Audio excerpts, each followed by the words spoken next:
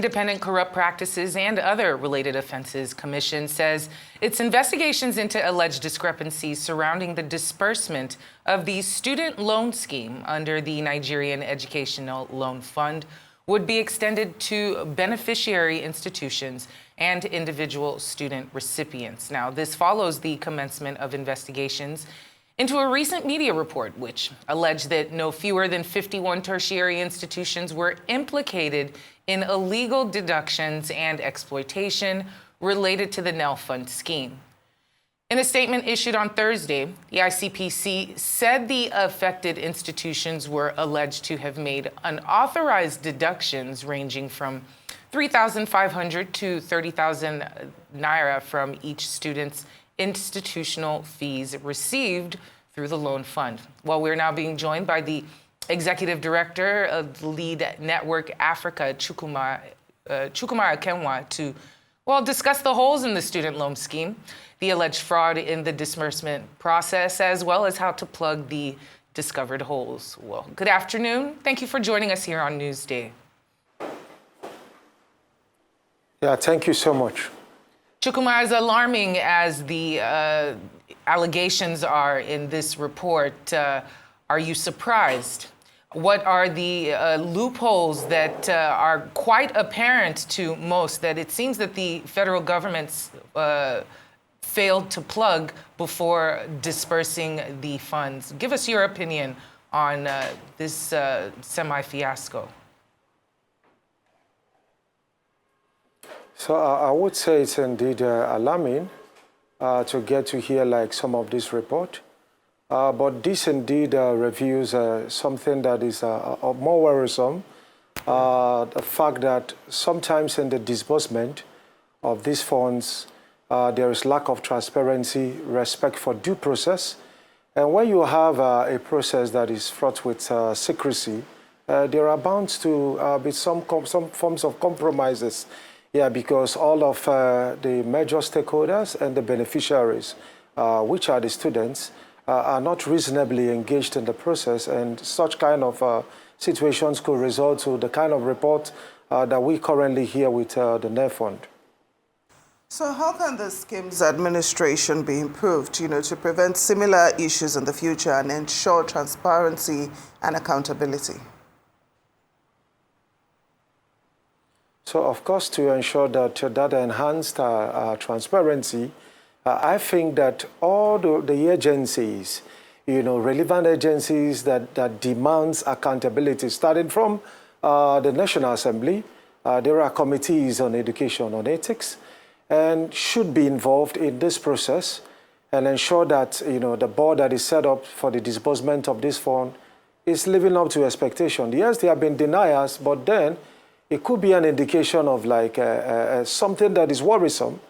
And of course, for all of the process that is involved in making this a reality, the public should be carried along. There should be sufficient information that is put out there.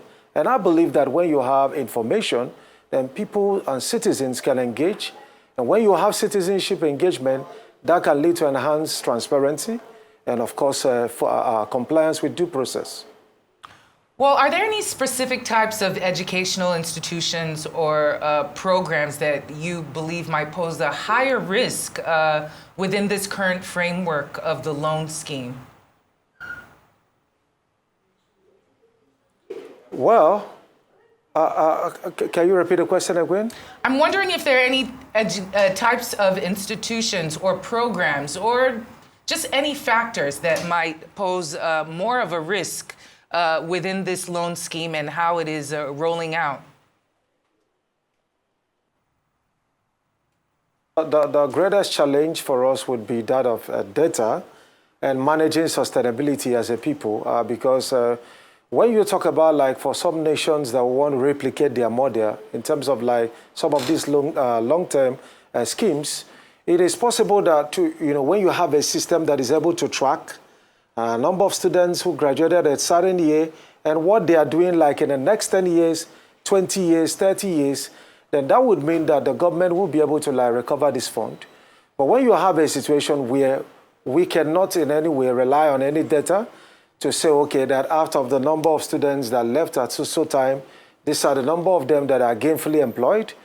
These are the number of them that are, engaged in this particular sector or the other sector.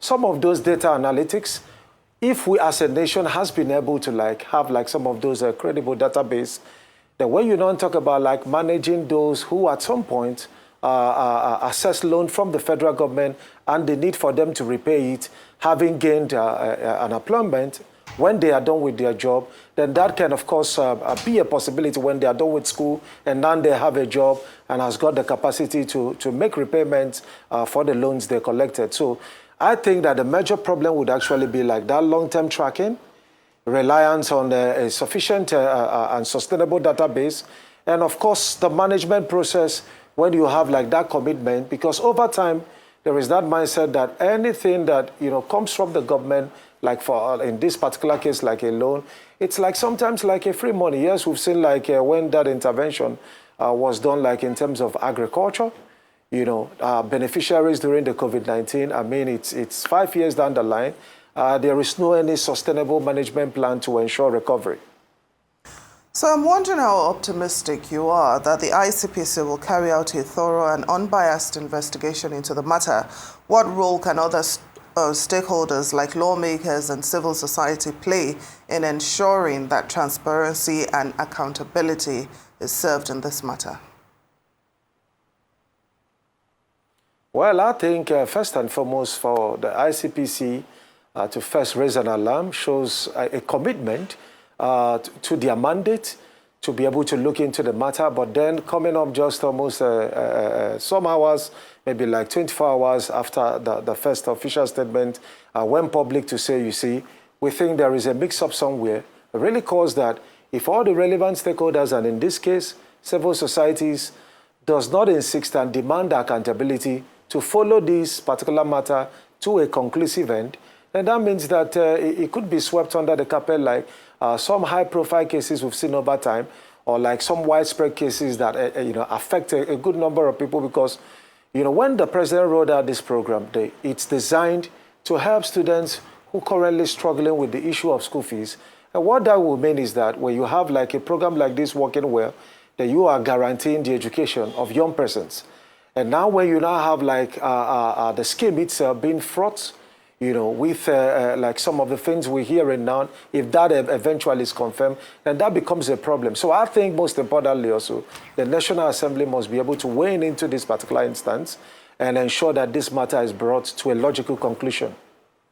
And considering some international best practices, I know you touched on it earlier, in student loan programs, what fundamental design principles do you believe that the government and Nigeria's scheme should try to adopt or implement in the coming months?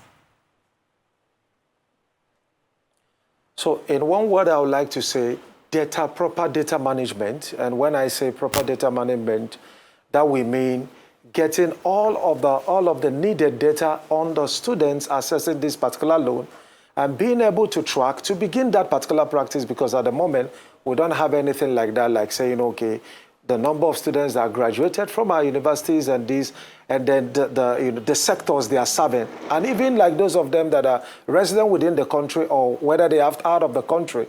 When we have sufficient data to be able to say, Mr. A collected loan in a certain year, and now after 10 years, he's working this, and based on, the salary that he received monthly, this is going to be the design repayment plan to be able to ensure that governments get back its money.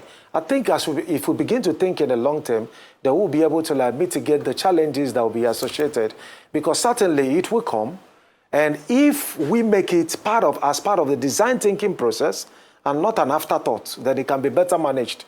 But of course, sometimes when interventions like this comes, and we don't see the unintended consequences, it is when it comes and the challenges begin to come, the government now begin to think, as an afterthought, what are some of the ways to mitigate the impact. Meanwhile, we've got all of the ample time in the process of the design thinking to incorporate proper data management on the long term to be able to track the progress made by these individuals, because the essence of actually giving them that particular loan would be that when they are done and they begin to contribute sustainably to the economy, they will have the capacity to pay back. What that means is that find jobs, employed, or perhaps those even in the industry do not find our graduates employable, then certainly that portends a danger and inability to be able to make repayments for those loans. Well, Mr. Chukwuma Okenwa, Executive Director, Lead Network Africa, thank you so much for joining us on Newsday.